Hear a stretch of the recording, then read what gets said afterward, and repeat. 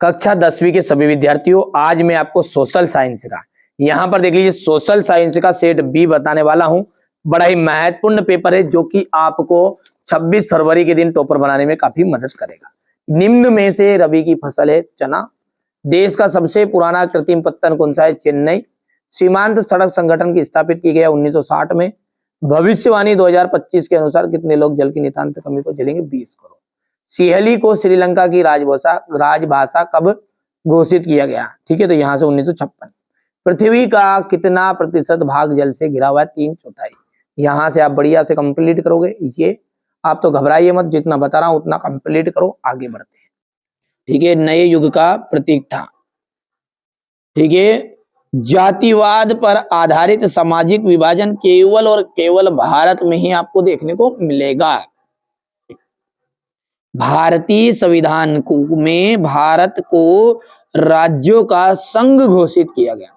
Belgium Europe का एक छोटा सा देश है। ठीक है, आगे बढ़ते हैं। और भारत में सड़क जाल लगभग कितना है? 56 लाख किलोमीटर है। कितना है?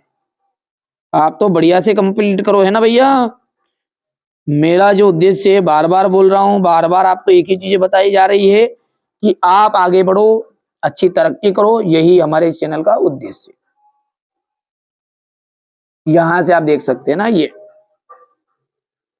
हो गया। चलिए आगे बढ़ते हैं और अगला देखते हैं। यहां पर वायु प्रदूषण का जो कारण है वो क्या है? वायु प्रदूषण का कारण आपका जाएगा कार्बन मोनोऑक्साइड। करेंसी का जाएगा आपका देश की सरकार जिसे पंजीकृत करती है। चाय का जाएगा असम। गैर प्रजातांत्रिक देश इसका जाएगा चीन। नेपोलियन की हार 1815 और कांडला का आपका जाएगा गुजरात। इंग्लिश मीडियम वाले बच्चे बढ़िया से यहां से लो। ठीक है, बढ़िया से करना है आप तो। ये हो गया, जोड़ी हो गई। चलिए अब अगला है आपका हवाई जहाज बर्तन व तार बनाने में कौन सी धातु का उपयोग किया जाता है? एल्यूमिनियम का। साइमन कमीशन भारत कब पहुंचा? 1928 में पहुंचा था। कब पहुंचा था? 1928 में। इसके बाद में आगे देखते हैं। और अगला जो है आपका वो क्या है? ठीक है, अच्छा यहां से देखिए ना, अगला क्या है? लैंगिक विभाजन किस पर आधारित है? सामाजिक अपेक्षाओं पर। बेल्जियम की राजधानी बतानी है तो ब्रुसेल्स से।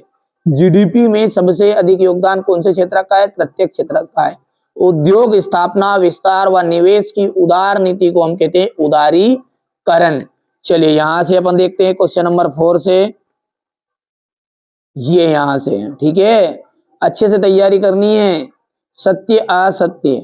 बेरोजगारी की आशंका के कारण नए जो प्रौद्योगिकी को मजदूर पसंद करते थे, तो असत्य बात है। ठीक है, भारतीय संघ की कई इकाइयों को बहुत ही कम अधिकार दिए गए, बिल्कुल राइट बात है।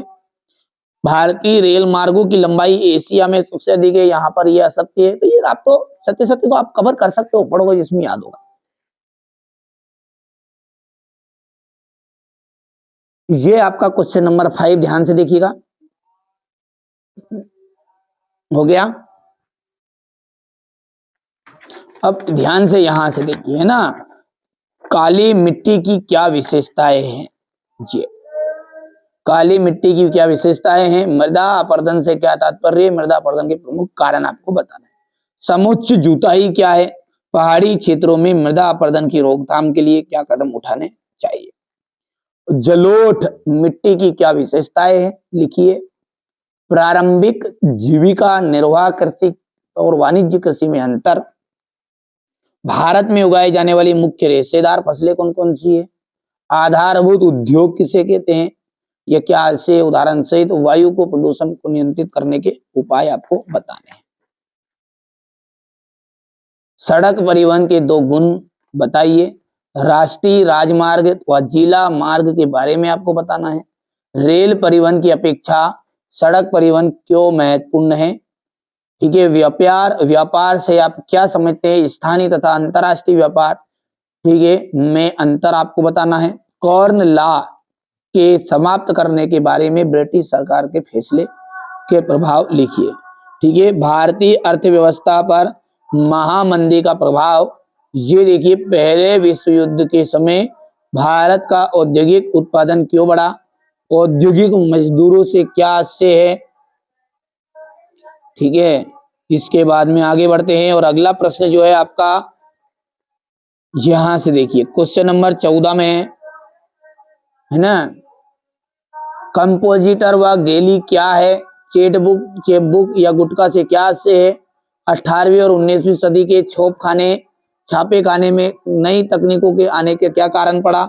गुटेनबर्ग क्या था मुद्रण क्रांति में उसका योगदान बताइए। ये आपका क्वेश्चन नंबर 16 है। ठीक है, ये क्वेश्चन नंबर आपका 17 है। आप तो बढ़िया से मेहनत करो। ठीक है, मैंने कहा ना हम जो बता रहे हैं वही आपकी परीक्षा में आएगा। ठीक है, मानव, अच्छा बच्चे सोचेंगे कि क्या आपको पता है साहब, एमपी बोर्ड ने बता दिया कि यूपी बोर्ड ने बता दिया कि बिहार बोर्ड ने नहीं बताया, पर आप इतनी बातें अच्छे से समझ लो कि यदि आप, मैं आपसे पूछ रहा हूं, यदि आप एक बार ठीक है 9th क्लास या 10th क्लास पढ़ लेते हो, ठीक है, तो उसके बाद में आप खुद बता सकते हो कि कितने आईएमपी क्वेश्चन है और कितने आएंगे कितने नहीं आएंगे। जिसको भरोसा है पढ़िए, जिसको नहीं है कोई दिक्कत नहीं। ठीक है, देखिए एक बात जीवन में अच्छे से बिठा लीजिएगा, जिसको विश्वास रहता है ना उसे विश्वास दिलाने की जरूरत नहीं होती, और जिसे विश्वास नहीं करना होता ना आप पे, आप उसके सामने मर भी जाओगे ना तो भी वो विश्वास नहीं करेगा। तो अच्छे से तैयारी करिए यार, है ना, बस यही उद्देश्य है, ताकि बाद में आपको